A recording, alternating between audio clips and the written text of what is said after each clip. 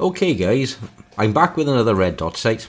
It's a red-green variable intensity LED display with an adjustable crosshair, circle, cross, dot sighting system. What makes this different to the last one I reviewed? On this one the laser is not permanently attached, and you have three optional mounting systems, or three Picatinis, where you can mount three different lasers, torches, ultraviolet blood spotlights to your crossbow. So for example, over the top here you could mount your laser. So in the event that your primary sighting system develops a fault, you can have a secondary laser mounted on top in line with the arrow rail on your crossbow, so you've got a backup or multi-point aiming systems.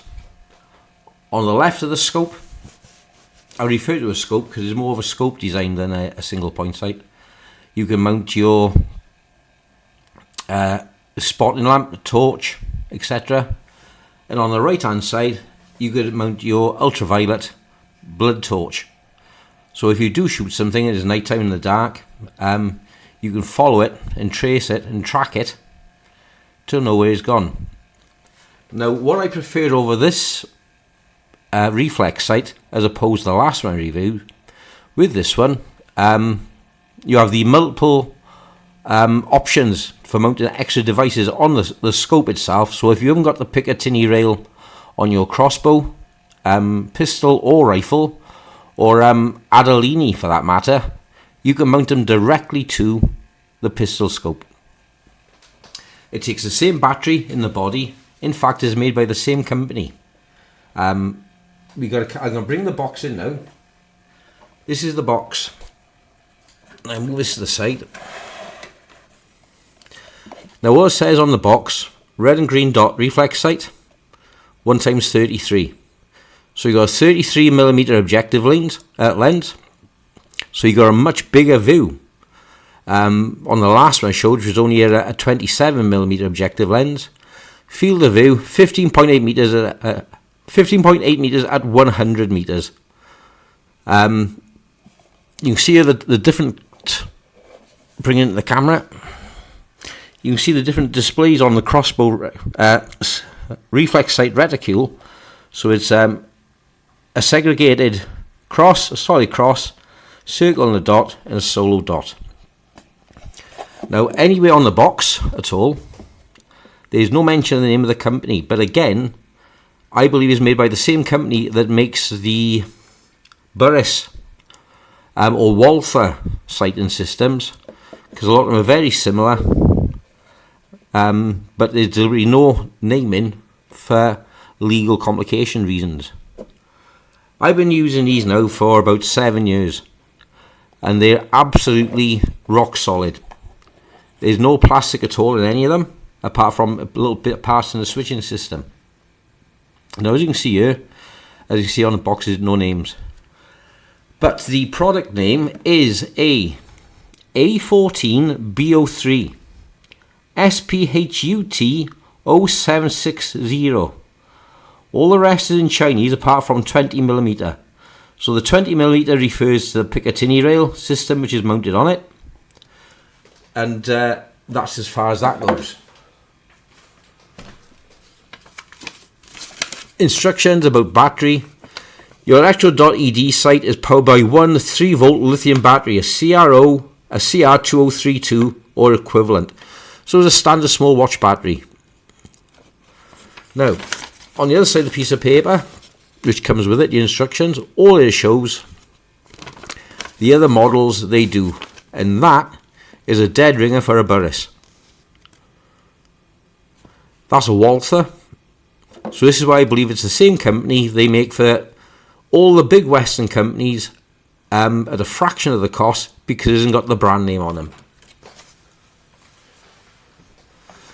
Now bring it back in. Now as you can see here, you've got an additional cap on the back here. This is the cover for the laser. But on it is 3 little ridges.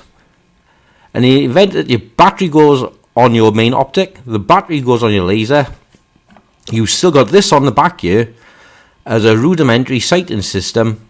So in the event that if it does cock up, you've still got a full back with using your 3 ridges on the back there to fall into. Right, I'm going to take it off the table now.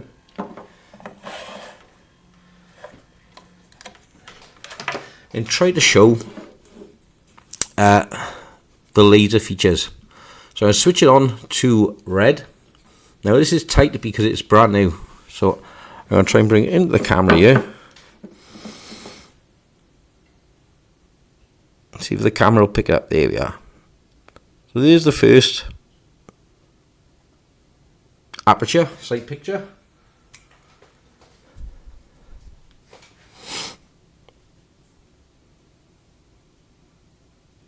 Here's a second sight picture.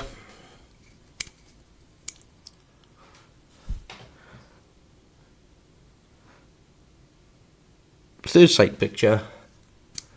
And fourth is just a dot. I don't know if I can see this in the camera. But it's ultra fine. So I'll switch back to where I can see, which is the crosshair in the camera. Here we are. And of course you've got the variable potentiometer for brightness. You also change the colour as well. Of the green. I'm going to try to hold it steady enough as you can see the light changing. So again, dimmer, dimmer, dimmer.